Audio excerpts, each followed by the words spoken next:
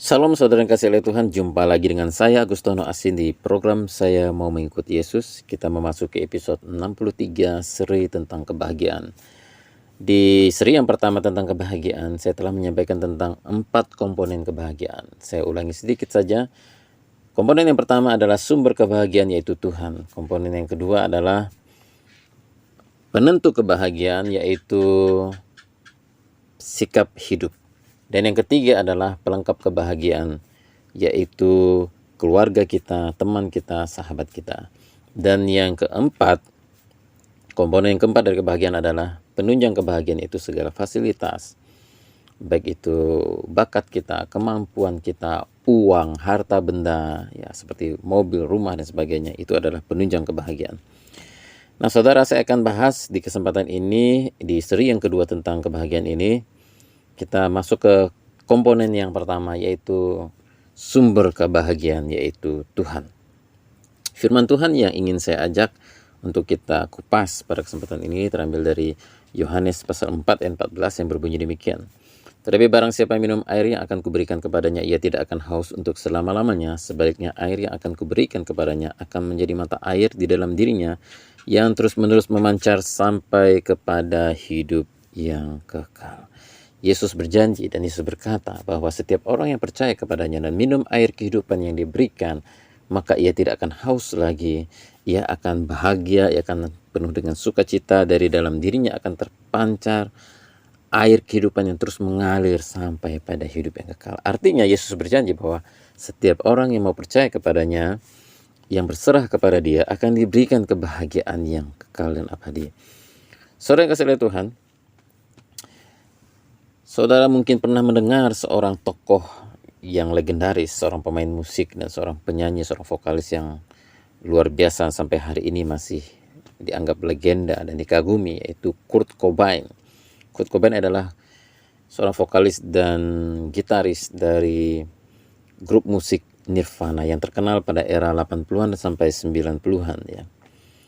Pemuda ini adalah pemuda yang sangat tampan, berbakat ya. Dia terkenal, dia banyak duit.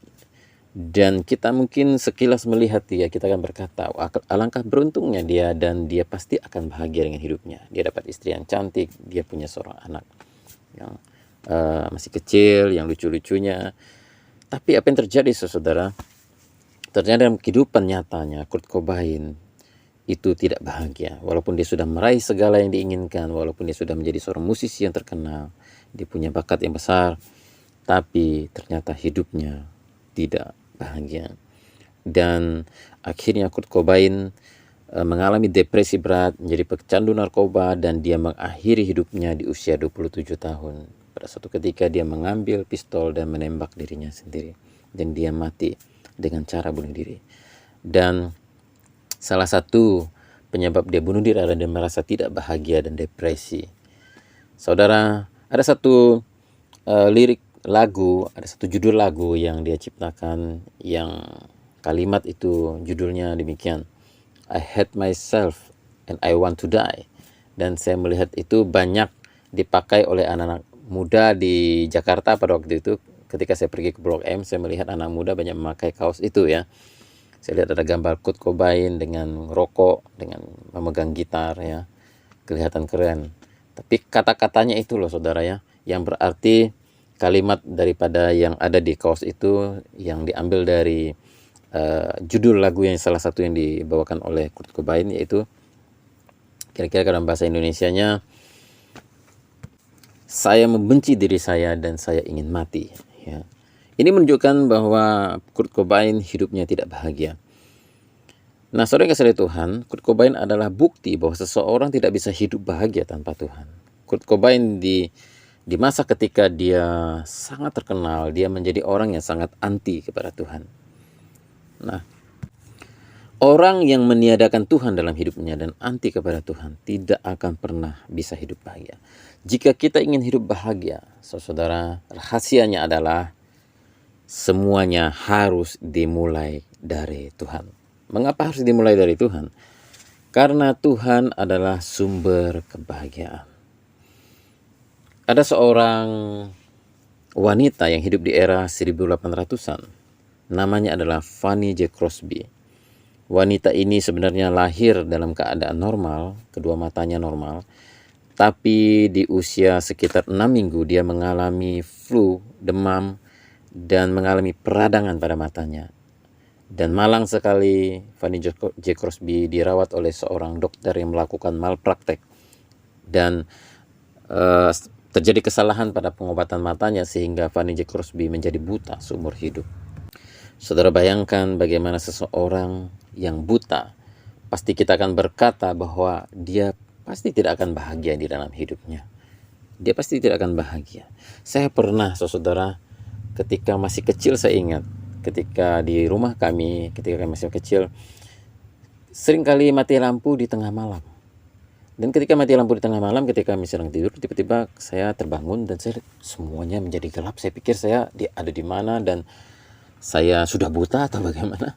Dan saya ketakutan dan saya berteriak-teriak histeris. Lalu mama saya bilang, tenang, kamu kenapa sih teriak-teriak? Ini cuma mati lampu ya, kamu masih di rumah, ada mama di sini. Wah, tenang ya.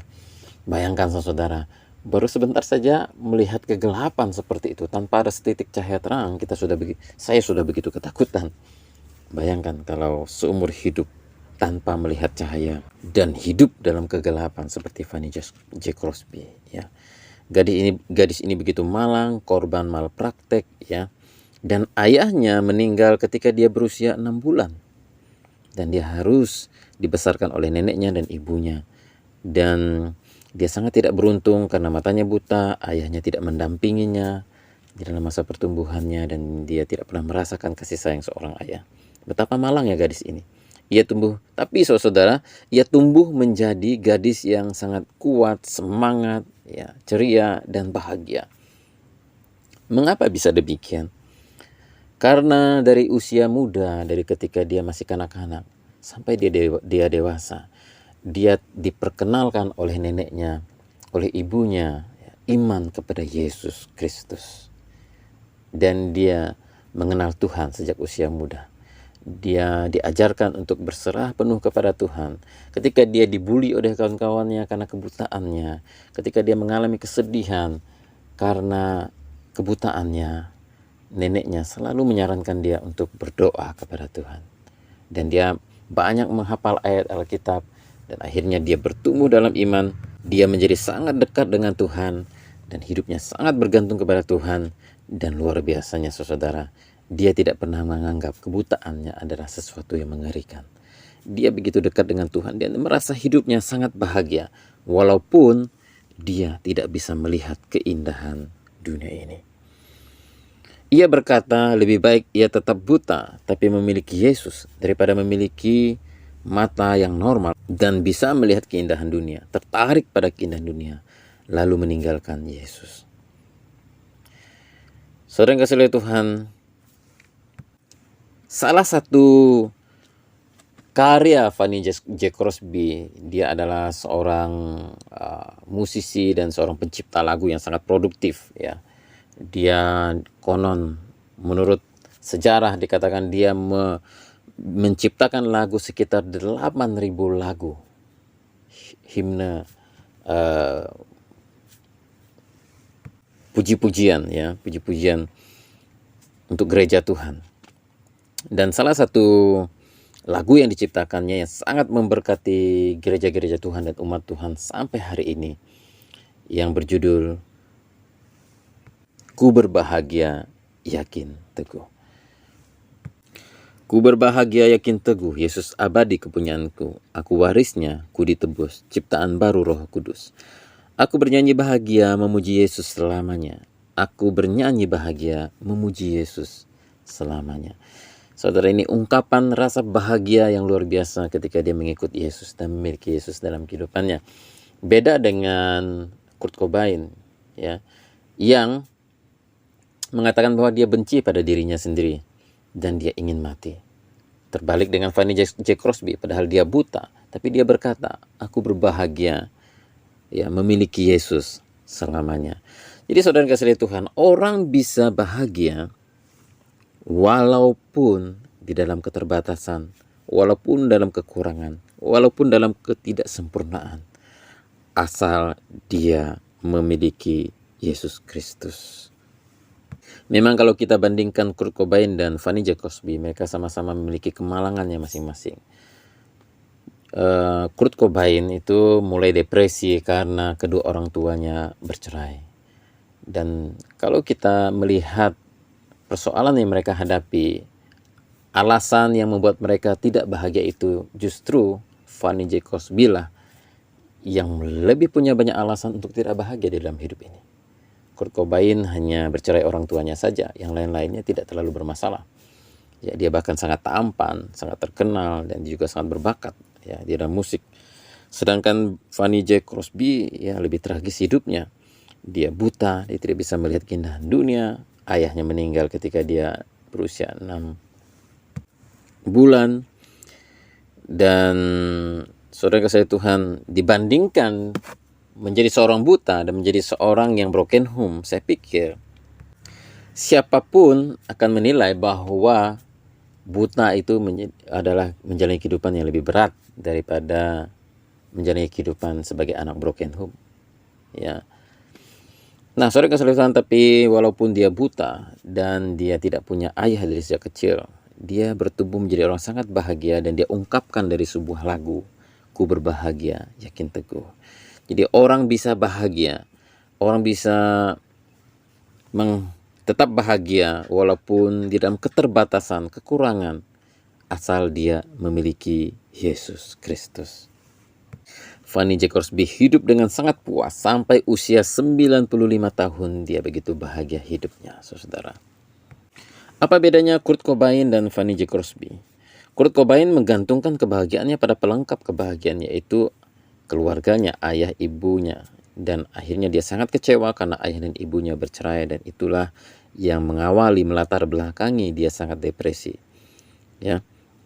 Dan dia coba mencari kebahagiaan juga dari penunjang kebahagiaan, yaitu bakat musik dan kepopulerannya dan uang. Dan ternyata ketika dia mencapai keinginannya, akan semuanya itu dia tetap kecewa karena tidak bisa memberi kebahagiaan. Dan akhirnya dia depresi dan kemudian dia mengakhiri hidupnya.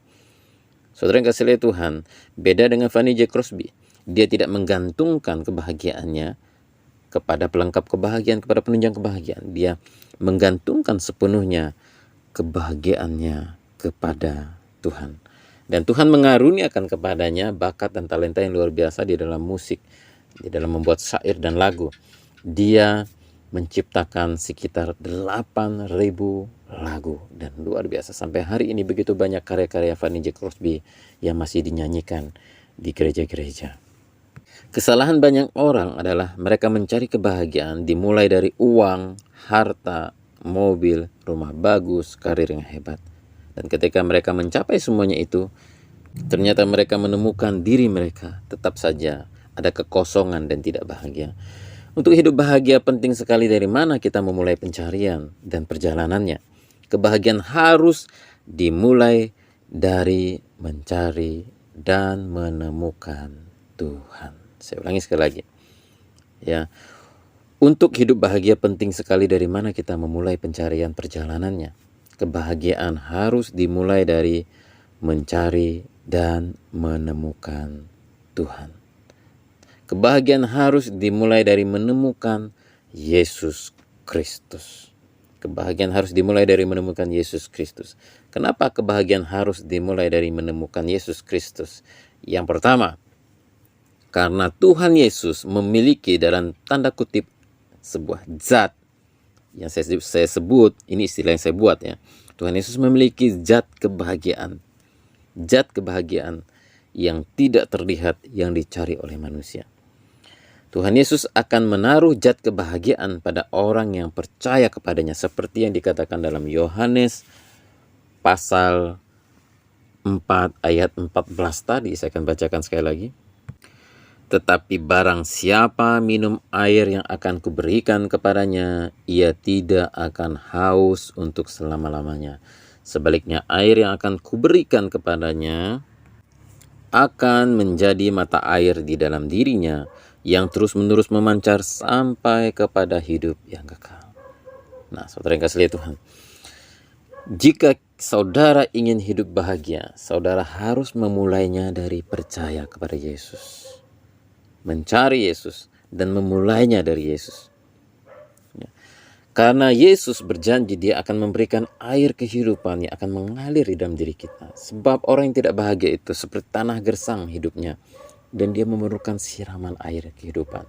Kristus adalah sumber kebahagiaan, dan dia akan memberikan yang saya sebut zat kebahagiaan. Itu istilah yang saya buat, zat kebahagiaan kepada setiap orang yang percaya kepadanya dan bergantung penuh kepada dia. Tuhan akan menaruh zat kebahagiaan di dalam dirinya. Ada zat penenang atau zat kebahagiaan yang melebihi rokok, melebihi ganja, melebihi ekstasi, melebihi minuman keras, yang akan Tuhan Yesus taruh di dalam hati orang yang percaya kepadanya. Ada zat yang terkandung dalam rokok, kokain, ganja, sabu-sabu, obat penenang yang membuat penggunanya merasa nikmat. Ya, kenapa orang mau merokok? Kenapa mereka memakai kokain? Kenapa mereka pakai ganja, sabu-sabu, ekstasi, dan sebagainya, obat penenang? Karena mereka merasa ada kenikmatan di balik apa yang mereka pakai itu. Dan mereka merasa bahagia ketika mengkonsumsinya. Demikian juga saudara yang kasih Tuhan. Ada zat yang ditaruh Yesus di dalam hati setiap orang yang percaya kepadanya. Zat yang membuat orang merasa bahagia, merasa sukacita, merasa damai, merasa nikmat tiada tara, ya, yang terjadi secara supranatural dan terjadi dalam batin, tidak dalam bentuk zat fisik tapi dalam roh. Itulah yang saya sebut dengan zat kebahagiaan. Ya. Di dalam Yohanes pasal 4 dan 14 tadi, ya, zat kebahagiaan itu seperti aliran air kehidupan yang menyirami tanah yang gersang, hidup yang tidak bahagia. Dalam Yohanes pasal 14 ayat 27. Damai sejahtera kutinggalkan bagimu, damai sejahteraku kuberikan kepadamu, dan apa yang kuberikan tidak seperti yang diberikan oleh dunia kepadamu. Janganlah gelisah dan gentar hatimu. Zat kebahagiaan itu tidak seperti yang diberikan oleh dunia. Zat kebahagiaan diberikan oleh dunia apa? Ekstasi, sabu-sabu, ganja, ya, kokain, kemudian dugem, ya, seperti kebahagiaan-kebahagiaan yang semu di dalam harta benda yang kita kira bisa memberi kebahagiaan. Ternyata semua benda-benda itu tidak bisa memberikan kebahagiaan. Matius pasal 11 ayat 8. Marilah kepadaku semua yang letih lesu dan berbeban berat. Aku akan memberi kelegaan kepadamu. Zat kebahagiaan itu memberi kelegaan. Hati menjadi lega, menjadi plong, menjadi ringan, menjadi enteng. Ketika kita mau datang kepada Yesus, Tuhan Yesus akan memberikan kelegaan yang membuat hati kita lega, plong, ringan, enteng. Itulah zat kebahagiaan yang Tuhan akan berikan. Filipi pasal 4 ayat 7 Rasul Paulus mengatakan, damai sejahtera Allah yang melampaui segala akal akan memelihara hati dan pikiranmu dalam Kristus Yesus. Rasul Paulus berkata dan menyebut kebahagiaan dari Yesus itu sebagai damai yang melampaui segala akal. Ya, lebih nyaman, lebih nikmat, ya, lebih indah, melampaui segala akal. Ya, itu yang digambarkan oleh Rasul Paulus, damai yang diberikan oleh Tuhan Yesus. Dan saya sudah mengalaminya, saudara, kebahagiaan dari Yesus Kristus. Betapa indah dan bahagianya ikut Tuhan, penuh dengan sukacita darinya. Maka saya dapat bercerita kepada Anda. Saudara, kalau saudara ingin hidup bahagia, rahasianya adalah harus dimulai dari Tuhan. Dan itu harus dimulai dari menemukan Yesus Kristus. Sebab kenapa? Sebab Yesus Kristus memiliki zat kebahagiaan yang tidak terlihat dan tidak dalam wujud fisik. Dia menaruh kebahagiaan itu di dalam diri kita. Dan saudara akan mengalaminya ketika saudara mendapatkan Yesus Kristus. Dan yang kedua, saudara, mengapa harus dimulai dari Yesus Kristus? Mencari bahagia tanpa Yesus akan berakhir dengan kehampaan dan kekosongan. Kalau kita membaca di dalam Yohanes pasal 4 tadi itu tentang perjumpaan Yesus dengan seorang wanita Samaria di pinggir sumur, ya.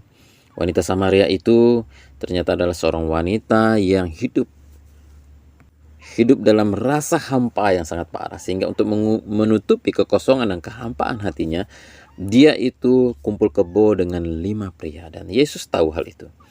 Oleh sebab itu Tuhan Yesus berkata, dan Tuhan Yesus tahu bahwa wanita itu bergumul dengan kehampaan hidupnya, Dan Tuhan Yesus berkata bahwa jika ia ingin bahagia dan kehampaan hatinya itu terusir dan dia penuh dengan kebahagiaan, dia harus menjadikan Yesus Kristus sebagai Tuhan dan Juru Selamatnya. Nah, saudara yang kasih oleh Tuhan, maka muncullah ayat tadi yang kita baca di dalam Yohanes pasal 4 ayat 14. Wanita itu, ia menjadikan pria-pria sebagai pelampiasan kehampaan hatinya. Nah, demikian juga setiap orang yang merasa hampa akan berusaha menutupi kehampaannya. Beberapa orang dengan cara memakai narkoba, beberapa orang lagi dengan dia menjadi seorang gila kerja, beberapa orang lagi tenggelam di dalam karir untuk menutupi kehampaannya. Beberapa orang itu coba menghilangkan kehampaannya dengan hobi, mencari uang sebanyak-banyaknya, mengumpulkan harta sebanyak-banyaknya. Beberapa orang lagi gonta-ganti pacar, ya. Segala macam usaha apapun yang saudara lakukan, tanpa saudara mencari dan melibatkan Yesus di dalam hidupmu, maka engkau akan tetap berakhir dengan kehampaan.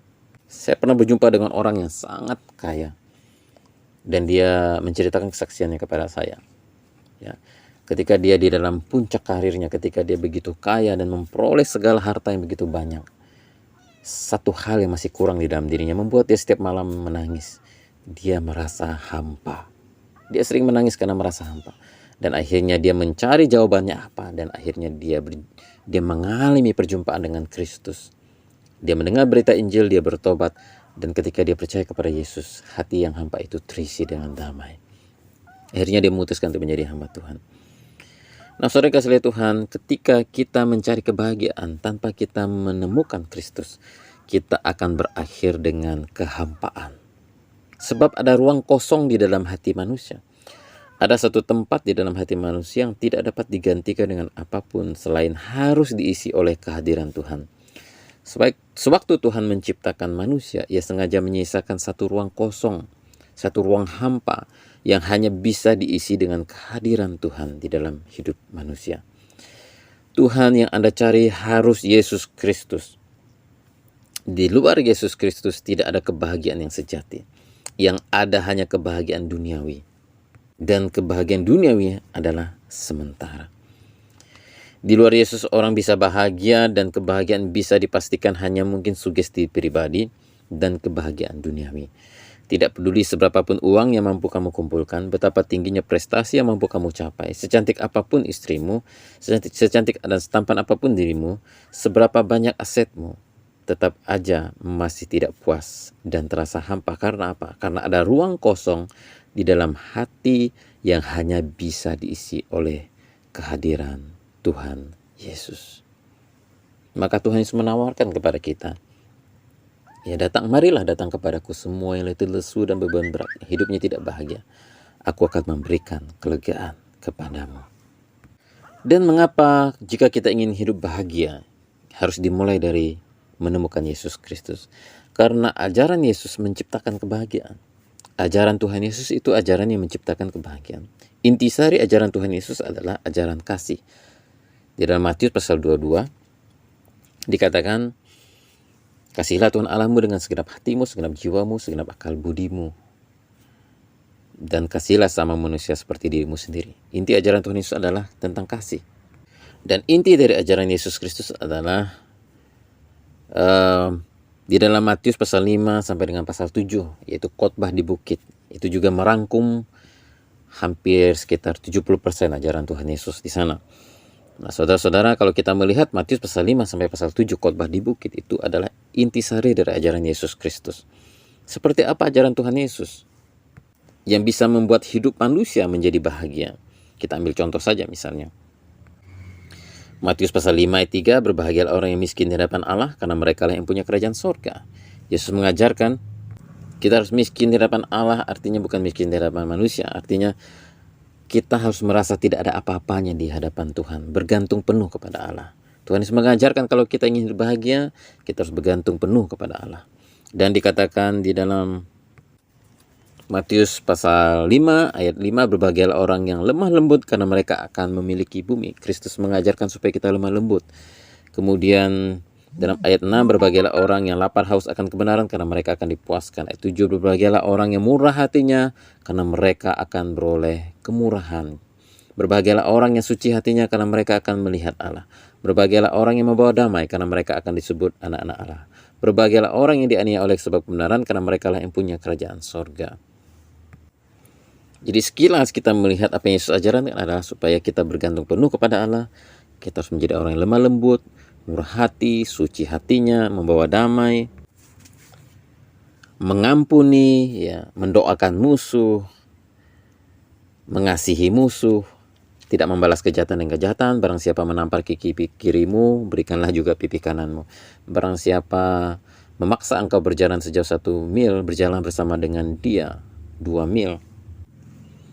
Dan ajaran Kristus tentang perzinahan adalah, tapi aku berkata kepadamu, setiap orang yang memandang perempuan serta menginginkannya sudah berzina dengan dia di dalam hatinya. Tuhan Yesus mengajarkan tentang standar yang sangat tinggi tentang perzinahan.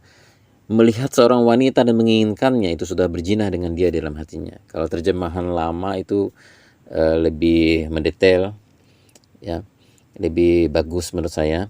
Karena dikatakan barang siapa melihat seorang wanita tergerak syahwatnya, ya, dia sudah berzina dengan wanita itu di dalam hatinya. Jadi ajaran Kristus itu begitu tinggi nilai moralnya. Nah saudara, kalau seseorang menaati ajaran Tuhan Yesus dan mengikuti, nah, apa yang difirmankannya, saya percaya bahwa hidupnya pasti akan bahagia. Pasti hidupnya akan bahagia. Ini hanya contoh-contoh kecil, sedikit saja yang saya ulas tadi ya. Jika ajaran Yesus diterapkan, maka akan memunculkan manusia seperti yang saya sebutkan tadi. Orang yang bergantung penuh pada Allah, orang yang lemah lembut, orang yang murah hati, orang yang suci hati, orang yang membawa damai, orang yang mengasihi musuh, mendoakan musuh, tidak membalas kejahatan dengan kejahatan ya. Dan memiliki standar tinggi di dalam moral asusila, maka saudara-saudara satu daerah, satu wilayah akan menjadi sangat aman, menjadi damai, dan menjadi tentram kalau mengikuti ajaran Tuhan Yesus. Bayangkan masing-masing setiap orang hidup seperti yang Yesus katakan, mengampuni seperti Tuhan Yesus. Ketika dia disalibkan, dia berkata, Bapa ampunilah mereka karena mereka tidak tahu apa yang mereka perbuat. Tidak membalas kejahatan-kejahatan. Ya, kemana-mana kita membawa damai. Berbahagialah orang yang membawa damai karena mereka akan disebut anak-anak Allah. Ya, bagilah orang yang suci hatinya karena mereka akan melihat Allah. Bayangkan kalau setiap orang hatinya suci, ya, pasti tidak banyak tindakan kriminal. Penjara pasti kosong ya saudara. Berbahagialah orang yang lemah lembut karena mereka akan memiliki bumi. Bayangkan kalau setiap orang di mana-mana mereka lemah lembut, tidak mudah marah, ya, sabar satu dengan yang lainnya. Ya, lalu lintas juga akan jadi tertib, ya. Di mana-mana orang berkelahi jadi tidak ada, semuanya lemah lembut, ya. Yesus berkata, berbahagia orang-orang yang murah hati, karena mereka akan memiliki bumi. Bayangkan kalau setiap orang bermurah hati, ya, orang yang miskin akan ditolong, ya. Tidak ada orang yang kelaparan, karena setiap orang akan murah hati, saling berbagi, ya. Dan berbahagialah setiap orang miskin di hadapan Allah. Orang bergantung kepada Allah, kalau dia bergantung kepada Allah, dalam kesusahan, dalam kesulitan, dia akan mengalami pertolongan Allah. Dalam kesusahan dan kesulitan, dia tidak akan mencuri dan merampok karena dia bergantung penuh kepada Allah. Nah, saudara, bukti ajaran Yesus itu sangat sakti. Bukti bahwa Yesus itu bisa memberikan kebahagiaan kepada umatnya. Menurut survei terakhir oleh PBB, ya, pada tahun 2020 yang lalu, di bulan Oktober 2020 yang lalu, menurut survei PBB, dari 156 negara yang disurvei, ada 20 negara saja yang akan saya sebutkan. Negara-negara apa saja yang dinyatakan sebagai negara terbahagia di dunia, yang penduduknya itu orang-orang yang sangat bahagia di dunia, ya. Nah, mulai dari 10 besar. Peringkat pertama di bulan Oktober tahun 2020, ya. Finlandia itu urutan 1, Denmark urutan 2, Swiss urutan 3, Islandia urutan 4, Norwegia urutan 5, Belanda urutan 6, Swedia urutan 7, Selandia Baru urutan 8, Austria urutan 9, Luxembourg urutan 10.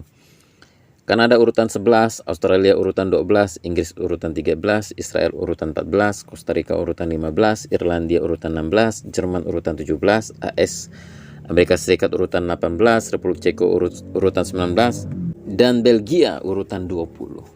Nah, kalau kita telusuri dan kita amati negara-negara ini seperti Finlandia urutan 1, Denmark, Swiss, Islandia, Norwegia, Belanda, Swedia, Selandia Baru, Austria, Luxembourg, 10 besar ini. Semuanya saudara coba amati, ini semua negara Kristen. Semua negara Kristen. Bahkan 20 besar negara terbahagia di dunia, itu semuanya negara Kristen. Nah, saudara, gue kate juga apa? Yesus lu lawan, kata orang Betawi. Gue kate juga apa? Yesus lu lawan. Yesus terbukti ampuh, sakti, bisa memberikan kebahagiaan. Bukan hanya secara personal, secara pribadi, tetapi secara global dan universal. Bahkan satu negara pun bisa menjadi bahagia jika menemukan Yesus dan percaya kepada Yesus. Siapa yang menerapkan ajaran Yesus akan tercipta kebahagiaan di dalam negerinya, di dalam dirinya secara global. Saudara, ini fakta dan ini tidak bisa dibohongi. Saudara silahkan searching di Google dan lihat sendiri fakta yang ada. 20 negara terbahagia di dunia ini baru 20 yang saya catat. Itu semuanya Kristen, negara-negara Kristen. Ya. Nah, saudara, ini tidak bisa dielak dan tidak bisa dibohongi.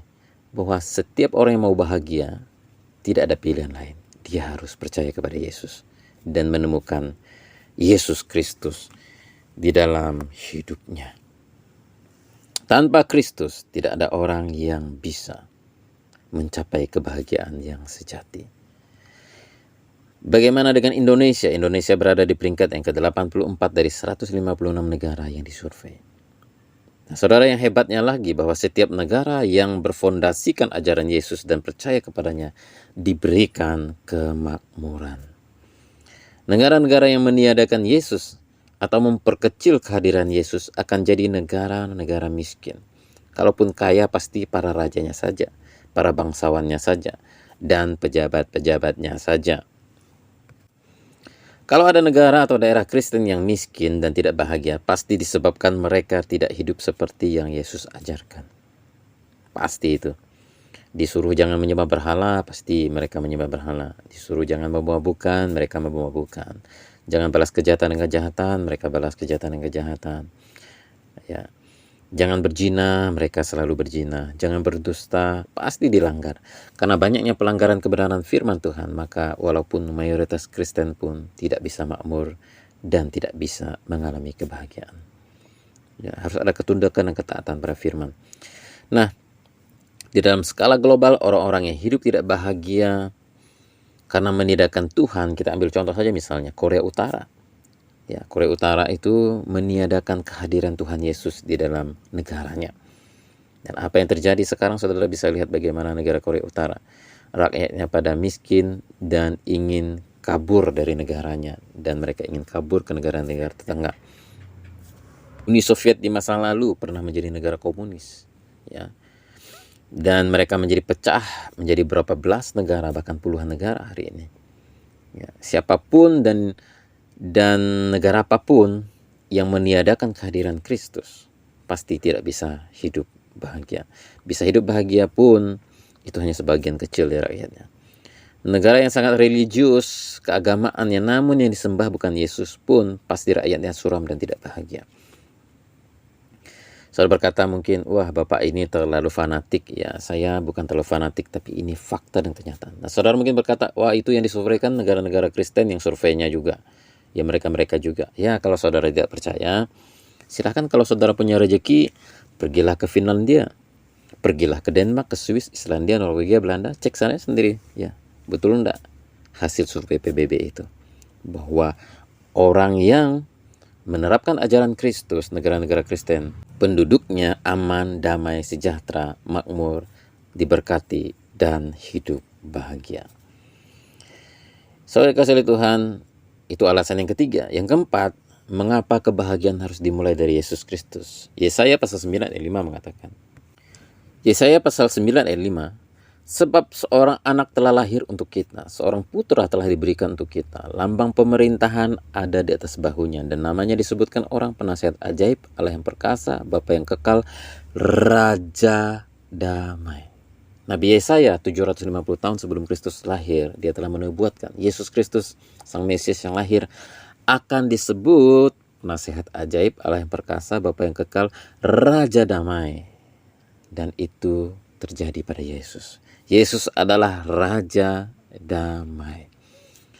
Siapapun yang ingin mengalami damai dalam hidupnya, siapapun ingin mengalami kebahagiaan dalam hidupnya, dia harus datang kepada Sang Raja Damai. Yesus adalah Raja Damai. Bukti Yesus Raja Damai hari ini, saudara, tadi saya telah memaparkan bahwa 20 negara terbahagia di dunia sekarang itu. Secara silih berganti, mereka berganti-gantian. 20 besarnya adalah negara-negara Kristen yang menjadikan Kristus sebagai fondasi, sebagai Raja Damai dalam kehidupan mereka. Walaupun tidak semuanya Kristen, tetapi sebagian besarnya, mayoritas adalah Kristen. Sebagai Raja Damai, ia memberikan damai secara global dan juga personal. Damai yang juga dapat berarti kebahagiaan. Itulah sebabnya mengapa 20 besar negara terbahagia di dunia adalah negara-negara Kristen, karena mereka menyembah Yesus, atau minimal jika mereka tidak percaya pada Yesus, mereka mengikuti ajarannya karena Yesus adalah Raja Damai. Saya tertarik dengan satu slogan di dalam iklan susu yang sangat terkenal. Trust me, it work. Percayalah, itu berhasil, itu bekerja. Percayalah bahwa Yesus Raja Damai akan memberikan kebahagiaan dan benar-benar terbukti, saudara. Benar-benar terbukti. Karena karakter manusia ditentukan oleh Tuhan yang disembah. Saudara, mengapa Yesus bisa sedemikian mempengaruhi bukan hanya seorang pribadi, tapi sebuah negara sehingga menjadi bahagia? Karena karakter manusia itu ditentukan oleh Tuhan yang dia sembah. Dalam Mazmur pasal 115 ayat 4-8. Mazmur 115 ayat 4-8. Berhala-berhala mereka adalah perak dan emas, buatan tangan manusia. Mempunyai mulut tetapi tidak dapat berkata-kata. Mempunyai mata tetapi tidak dapat melihat. Mempunyai telinga tetapi tidak dapat mendengar. Mempunyai hidung tetapi tidak dapat mencium. Mempunyai tangan tetapi tidak dapat meraba-raba. Mempunyai kaki tetapi tidak dapat berjalan. Dan tidak dapat memberi suara dengan kerongkongannya. Seperti itulah jadinya orang-orang yang membuatnya dan semua orang yang percaya kepadanya. Seperti itulah jadinya orang-orang yang membuatnya dan semua orang yang percaya kepadanya. Kita Mazmur mengatakan bahwa setiap orang akan menjadi seperti yang dia sembah. Kalau dia menyembah berhala, dia akan jadi seperti berhala yang dia sembah. Kita ambil contoh, misalnya kalau misalnya karakter Tuhannya itu adalah dewa yang menampilkan kecabulan, maka orang yang menyembahnya jadi cabul. Negara yang mayoritas penduduknya menyembah dewa-dewa yang cabul-cabul akan dibanjiri dengan prostitusi.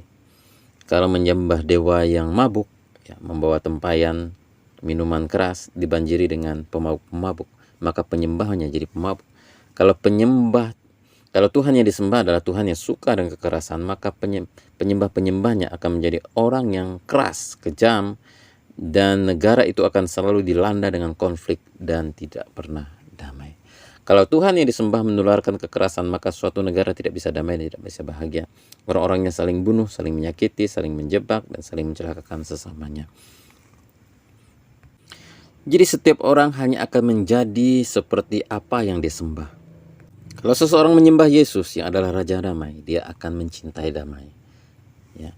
Kalau dia sembah Yesus yang adalah seorang yang manusia yang sempurna, maka hidupnya makin hari akan menjadi semakin sempurna seperti Yesus Kristus. Luar biasa. Oleh sebab itu, orang-orang yang menyembah Yesus, yang menjadikan Kristus sebagai fondasi, sebagai pemimpin di dalam kehidupannya, raja di dalam hidupnya, maka mereka akan bisa hidup bahagia. Karena mereka akan menjadi seperti karakter Yesus Kristus. Ya. Orang yang menyembah Yesus karakternya akan menjadi seperti Yesus, seperti yang Yesus ajarkan. Ketika Yesus jadi manusia, Yesus menjadi manusia yang sempurna, yang tidak pernah berbuat salah dan dosa. Ia satu-satunya manusia sempurna yang pantas diteladani, dan sebagai Tuhan, ia sangat pantas disembah. Menyembah Raja Damai, maka orang-orangnya akan cinta damai. Jika orang yang sudah cinta damai, maka terciptalah kedamaian dan kebahagiaan. Sudah bisa bayangkan kalau orang hidup seperti yang Tuhan Yesus ajarkan, dan hidup seperti cara Yesus hidup, ya. Saya percaya bahwa satu negara, ya, kalau dia hidup seperti yang Yesus ajarkan, seperti misalnya yang saya sebutkan tadi, setiap orang membawa damai. Berbahagialah orang yang membawa damai, karena mereka akan disebut anak-anak Allah. Kemana-mana setiap orang membawa damai, tidak suka bertengkar, tidak suka berperang, tidak suka berkelahi. Maka damailah negara itu, dan penjara pun menjadi sepi. Bayangkan kalau seperti yang Yesus ajarkan, berbahagialah orang yang suci hatinya, karena mereka akan melihat Allah. Bayangkan kalau setiap orang hatinya suci, tidak ada kebencian, tidak ada dendam, tidak ada iri, ya, tidak ada kejahatan yang dia rancangkan, maka penjara sepi, kriminalku kurang, ya, dan orang tidak merancangkan kejahatan kepada sesamanya, maka amanlah negeri itu, amanlah, ya, wilayah itu. Bayangkan setiap orang seperti yang diajarkan Yesus, berbahagialah orang yang lemah lembut, ya. Di mana-mana semuanya orang lemah lembut, ya, mereka akan saling menghargai, mereka tidak emosi, mereka tidak suka ngomong ngegas-ngegas, ya, dengan nada-nada tinggi. Mereka lemah lembut, mereka saling mendahului, sabar, murah hati, ya, bergantung pada Allah. Wah, luar biasa. Saya percaya, makanya terbukti bahwa 20 besar negara terbahagia di dunia adalah negara Kristen. Dan saya percaya kepada Yesus bukan beli kucing dalam karung, saudara. Sebab percaya kepada Yesus sudah sangat terbukti. Top chair, ya. Gue kata juga apa Yesus lu lawan, kata orang Betawi. Dan berikutnya yang kelima, mengapa harus dimulai dari Yesus? Yesus bukan hanya menjanjikan hidup bahagia di dunia, tapi bahagia kekal di sorga. Yohanes pasal 4 ayat 14 tadi mengatakan, tetapi barang siapa minum air yang akan kuberikan kepadanya, ia tidak akan haus untuk selama-lamanya. Sebaliknya air yang akan kuberikan kepadanya akan menjadi mata air yang di dalam dirinya, yang terus-menerus memancar sampai kepada hidup yang kekal. Yesus berjanji dia bukan hanya akan memberikan kebahagiaan di dalam dunia ini, tapi dia akan memberikan hidup bahagia sampai hidup yang kekal. Artinya, kebahagiaan dari Yesus bukan hanya di dunia ini saja, sebatas di dunia ini saja. Kebahagiaan dari Yesus adalah sampai pada hidup yang kekal, ya. Oleh sebab itu, mengapa orang Kristen bisa lebih tenang dan nyaman menjalani kehidupan selama di dunia ini? Karena ada jaminan kepastian dari Yesus bahwa mereka pasti akan masuk surga. Tidak ada kegelisahan, tidak ada kebimbangan dalam menghadapi kematian, seperti yang dialami oleh orang yang tidak percaya pada Yesus. Orang yang takut dan gelisah akan menghadapi kematian sudah sangat menghabiskan energi dan mengurangi kebahagiaan. Kalau ada orang yang takut dengan kematian, gelisah menghadapi kematian, itu sudah mengurangi kebahagiaan di dalam hidupnya. Ada seorang narapidana, ini kisah nyata, ada seorang narapidana hukuman mati. Sebelum dihukum mati, ya, ia tampak tenang dan bahagia. Padahal sebelumnya ia begitu takut, begitu stres, begitu putus asa. Dan seorang wartawan penasaran menanyakan, apa sebenarnya yang membuat kamu kok bisa berubah? Awalnya kamu begitu takut, kamu begitu khawatir, kamu begitu gelisah menghadapi hukuman mati. Tapi sekarang kamu tenang-tenang aja. Bahkan ketika pada hari eksekusi kematiannya, dia mati dengan senyuman di wajahnya. Tapi sebelum dia menghadapi hukuman eksekusi kematian itu, dia sempat diwawancara oleh wartawan, dan dia mengungkapkan bahwa dia telah menerima Yesus sebagai Tuhan dan Juru Selamat. Dia telah berdamai dengan Allah. Dia percaya dan dia tahu bahwa sesuai janji Tuhan Yesus, semua dosa-dosanya sudah diampuni. Dan seperti seorang penjahat yang di sebelah Yesus ketika disalibkan, dia berkata, hari ini juga engkau akan bersama dengan aku di Firdaus. Ketika penjahat itu berkata, Yesus, ingatlah akan aku jika engkau datang sebagai Raja. Dan dia merasa bahwa hidupnya sama persis seperti penjahat yang di sebelah tiang salib Yesus Kristus itu dalam menghadapi hukuman mati. Dan ketika dia percaya kepada Yesus, entah mengapa dia merasakan ada damai sejati, ada damai yang tidak pernah dia rasakan sebelumnya. melebihi dia memakai narkoba, melebihi dia memperoleh banyak uang, memperoleh segala kekayaan, melebihi segala-galanya. Dia merasakan damai dan itu tidak bisa dia sembunyikan. Dia menjadi sangat tenang dan dia tidak gelisah dan takut lagi menghadapi kematian. Nah, saudara yang kasih Tuhan, oleh sebab itu kalau engkau mau hidup bahagia, tidak ada pilihan lain. Langkah pertama adalah engkau harus memulainya dengan mencari Tuhan dan menemukan Tuhan. Siapa Tuhan yang harus engkau cari? Dia adalah Yesus Kristus. Mengapa harus dimulai dari Yesus Kristus? Yang pertama, karena Yesus memiliki zat kebahagiaan yang tidak terlihat yang dicari manusia. Zat kebahagiaan seperti aliran air kehidupan, Yohanes pasal 4 ayat 14. Zat kebahagiaan tidak seperti yang diberikan oleh dunia, Yohanes pasal 14 ayat 7. Zat kebahagiaan itu memberi kelegaan, hati yang lega, plong, ringan, enteng, Matius pasal 11 ayat 8. Zat kebahagiaan yang melampaui segala akal, Filipi pasal 4 ayat 7. Dan mengapa harus memulainya dari Yesus? Karena mencari kebahagiaan tanpa Yesus akan berakhir dengan kehampaan dan kekosongan. Mengapa harus dimulai dari Yesus? Yang ketiga, ajaran Yesus menciptakan kebahagiaan. Terbukti dari 20 besar negara terbahagia di dunia hari ini. Secara bergantian itu adalah negara-negara Kristen yang percaya kepada Yesus dan mayoritas penduduknya Kristen. Dan mereka menghadirkan kehadiran Yesus secara penuh. Bukan hanya dalam kehidupan mereka, tapi di dalam negara mereka. Dan mereka menerapkan ajaran-ajaran Kristus di dalam undang-undang negara mereka. Dan berikut yang keempat, mengapa harus dimulai dari Yesus? Karena Yesus Kristus adalah Raja damai. Orang hanya akan menjadi seperti yang dia sembah. Kalau kita menyembah Yesus, maka kita akan memiliki karakter seperti Yesus. Karakter seperti Yesus adalah karakter yang penuh dengan damai sejahtera, pengampunan, kebaikan, kasih setia. Apa yang Yesus ajarkan? Ya, bergantung penuh kepada Allah, lemah lembut, murah hati, suci hati, membawa damai, mengasihi musuh, mendoakan musuh, mengampuni, tidak membalas kejahatan dan kejahatan. Standar tinggi tentang perzinahan.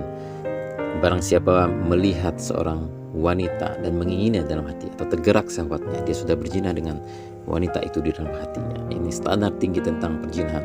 Dan orang yang menerapkan ini, ya pasti saya percaya di dalam negara itu pemerkosaan pasti akan sangat berkurang, bahkan tidak ada. Dan kenapa harus dimulai dari Yesus? Karena Yesus akan memberikan kebahagiaan bukan hanya di dunia ini, tapi juga kekal di sorga. Kebahagiaan itu sampai pada hidup yang kekal.